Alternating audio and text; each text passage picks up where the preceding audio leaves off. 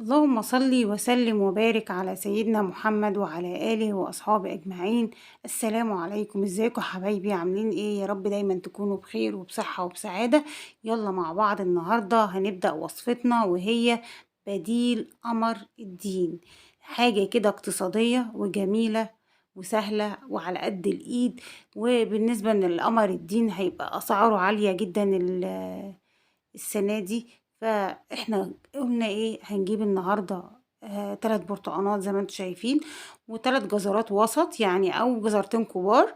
انا هنا كان عندي مش كبير الجزر، فجبت 3 صغيرين وسط كده، حجم وسط. ابدا اقشرهم كلهم كده. قشرت البرتقان، ودلوقتي هقشر الجزر. بسم الله. ما تنسوش بقى كده واحنا بنقشر الجزر كده مع بعض اللايك للفيديو واشتراك للقناة. ادي كده خلصنا بقى الجزر وقشرنا البرتقال.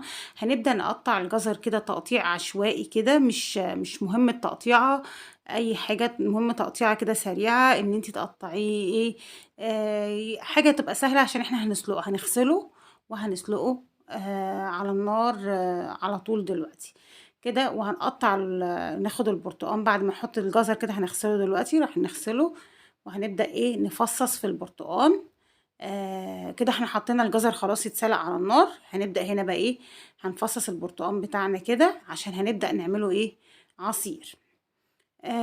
هنحطه بقى على ايه، ادي كده البرتقال اتفصص. هنجيب بقى الشفشق بتاعنا، وهن ايه، نبدأ نحطه في الخلاط عليه كوباية مية، وهنبدأ نضربه في الخلاط وهنصفيه. نجهز بقى المصفى بتاعتنا، وهنصفي البرتقال من ده كده يبقى عصير برتقال من غير سكر. عايزه تحطي السكر معاه مره واحده حطي، بس انا هنا حطيت الاول البرتقال كوبايه ميه والثلاث برتقانات صفيتهم. هبدا بقى ايه، ان انا انزل عشان افصل بس اطلع القشر اللي فيه الصغير ده كده. ادي خلاص اهو. بصوا البرتقال، انت ممكن لو مش عايزه تصفيه مش ما فيهوش اي مشكله، لان ده ما فيهوش بذور.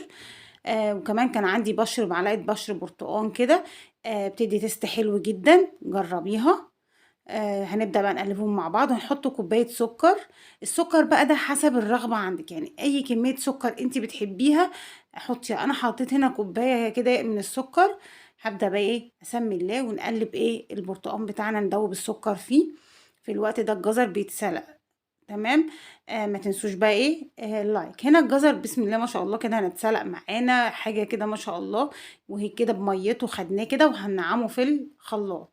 هنا ايه، خدنا الشفشة وهنحط فيه الجزر وهنبدأ نسلقه، ونبدأ نضربه في الخلاط. نعمناه زي ما انتم شايفين كده.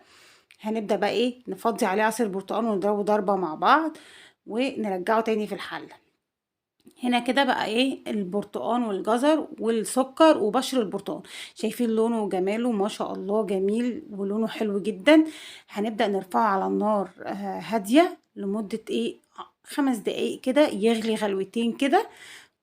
ويدوب السكر حلو فيه، ويبدأ ايه، ياخد مع طعم البرتقال، يطلع طعم القشر اللي في البرتقال كده، عشان يديكي المزازة بتاعة القمر الدين اللي احنا متعودين عليها.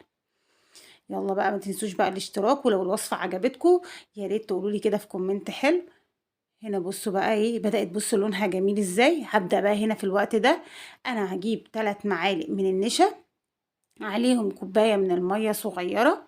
هبدأ ادوبهم فيها وايه، وانزل بقى بيهم كده على نار، على الخلطة بتاعتنا دي. هنا عشان انا حطيت طبعا بشر البرتقال. هنا بصوا اللون جميل لسه. انتي لو لقيتي لونه فتح معاكي حطي عليه لون لون من الالوان الطبيعيه. بس انا هنا عشان انا كنت حاطه قشر البرتقال ومكتره القشر، يعني حاطه المعلقه دي مع الغليان بتاعها، ادت اللون الحلو اللي احنا عايزينه، ما فتحتش كتير. هنا بقى تبدا تسيبيها تستوي شويه كده، عشان طبعا النشا ما يبقاش ليه طعم معاكي.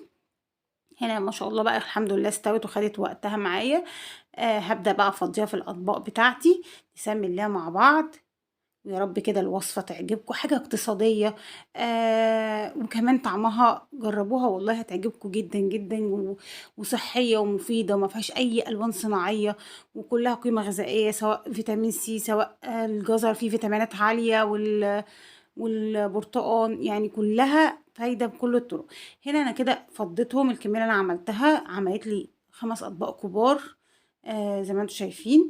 يعني انت ممكن لو انت عايزه بقى تكتري، يعني بأقل من 10 جنيه، يعني اقل من نص، اقل من كيلو برتقان واقل وربع كيلو جزر، اعمل لك الكميه دي. يعني حاجه حلوه وتغيير. هنا تزينيها زي ما انت عايزه، انا هنا زينتها بجوز الهند، ممكن تزينيها بال بالسوداني المجروش. زي ما تحبي التزيين ده، بيرجع لذوق ليكي وحاجة ليكي زي ما تحبيها. جربوها بجد هتعجبكم، جميلة. هنا بصوا، انا هنا كترت طعم جوز الهند بصراحة مع البرتقال وال والجزر كده، طعمها ولا كأنك بتاكلي جزر وبرتقال، حاجة تانية خالص. ما شاء الله، جربوها هتعجبكم. يا رب كده تعجبكم، وربنا يديمها نعمة علينا ويحفظها من الزوال وأبدلنا خيرا منها، اللهم أمين يا رب العالمين. ما تنسونيش بقى في اللايك والاشتراك. والسلام عليكم ورحمة الله وبركاته.